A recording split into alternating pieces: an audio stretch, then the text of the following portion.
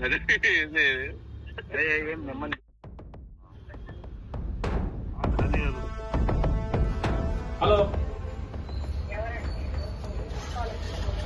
Miss call మేమేం తీద్దామండి. ఇప్పుడు on చేసిన ఫోన్ ఎవరు మాట్లాడేది?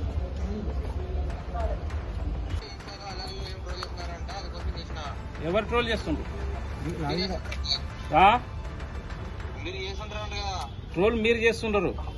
5-6 రోజులకెళ్ళి ట్రోల్ మీరు చేస్తున్నారు. నా ప్రశాంతత భంగం కలిగిస్తున్నారు. రోజు ఫోన్ చేసి ఇష్టం వచ్చినా తిడుతున్నారు. ఎవరు మీరు అసలుకి? నాకు ఫోన్ చేయడానికి తలబల కొట్టింది తెలుసా. ఇంతకుముందుకు గతంలో బెనిఫిట్ షో ఎప్పుడు రిలీజ్ అయితే ఫస్ట్ షోకి పోవాలి. సితేజ్ అనే అబ్బాయి ఇప్పుడు ప్రాణాపాయంలో ఉంటూ మీరు అందరం మనందరం కలిసి సితేజ్ని కాపాడాలి అని ప్రాణాలను కాపాడాలి. బండి గారు కనీసం రెస్పాండ్ ఇవ్వనందుకు మేము బాధ్యతగా అడిగాము. ఇంటర్నేషనల్ కాల్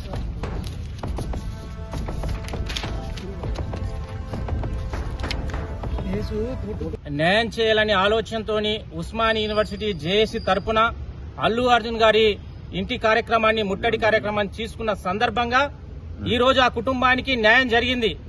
డిసెంబర్ 4న సంఘటన జరిగితే దాదాపు 26-27 వరకు ఇట్లా స్పందన లేదు. మేము పోరాటం చేసిన ఫలితంగానే 2 కోట్లు వచ్చినాయని ఒక అక్కుసతోని. ఎందుకంటే రెండు రాష్ట్ర ప్రభుత్వాలు చేసిన ఇట్లా ప్రయోజనం లేదు. ఉస్మానియా విద్యార్థులు పోరాటం చేసిండ్రు, నా ఇజ్జత్ తీసిండ్రు. దేశంలో నేను పేద స్టార్ ని అని గొప్ప విర్రవీగలి ఏదైతే గొప్పగా చెప్పుకున్న అల్లు అర్జున్ కి మంట మండినట్లున్నది. ఉస్మానియా విద్యార్థులు నా తలను దించిండ్రు.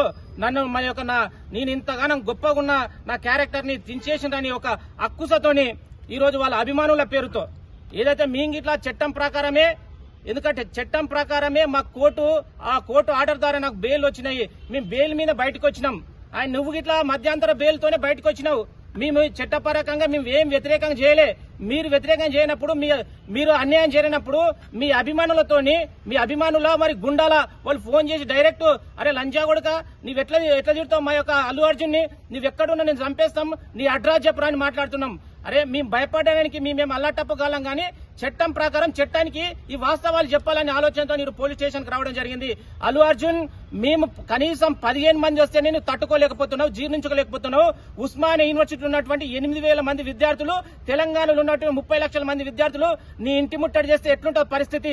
నువ్వు పెద్ద హీరో కాదు, నువ్వు జీరో అని ప్రపంచానికి తెలిసిపోయింది. ఇప్పటికైనా ఒళ్ళు దగ్గర పెట్టుకుని మాట్లాడు. కనీసం నీ అభిమానుల పేరుతో ఎవరితో బెదిరింపులు చేస్తున్నారో వాళ్ళని చట్ట ప్రకారంగా చర్యలు తీసుకునే విధంగా చట్టానికి అనుగుణంగా మేము పనిచేస్తాము. ఒక చదువుకున్న మేధావులుగా, పిహెచ్డి స్కాలర్ గా నీకు చదువు జ్ఞానం ఉంటే నీ పూరంబోగాలకు చెప్పు. లేని పక్షంలో నీవు ఈరోజు 1500 మంది అన్నావు కదా, ఎన్ని వేల మందితో ముట్టడి కార్యక్రమం చేసుకున్న బిడ్డ ఇప్పటికైనా ఆలోచన చెయ్యి.